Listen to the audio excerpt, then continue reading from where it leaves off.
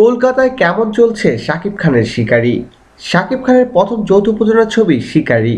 শিকারী সিনেমায় তিনি প্রথমবারের মতো অভিনয় করেছেন টলিউডের মিষ্টি মেয়ে খ্যাত সুপারস্টার শ্রাবন্তীর সঙ্গে। মুক্তির আগে থেকে শাকিব খানের শিকারী সিনেমাটি ছিল আলোচনার শীর্ষে। মুক্তির আগে থেকে ছবিটির প্রযোজনা প্রতিষ্ঠান ছবিটি নিয়ে বেশ আশাবাদী ছিলেন। মুক্তির পর বাংলাদেশে সাড়া ফেলে দেয় শাকিব খান এবং শ্রাবন্তী অভিনীত প্রথম যৌথ প্রযোজনা ছবি শিকারী। বাংলাদেশের শিকারী মুক্তির 1 মাসের অধিক সময় পর কলকাতায় গত 12ই আগস্ট মুক্তি পেল শাকিব খানের শিকারী সিনেমাটি। কলকাতার প্রায় 113টি সিনেমা হলে মুক্তি পায় শাকিব খানের শিকারী। কিন্তু একই দিনে আরও 4টি ছবি মুক্তি পাওয়ায় তেমন সুবিধা করতে পারছেন না ছবিটি।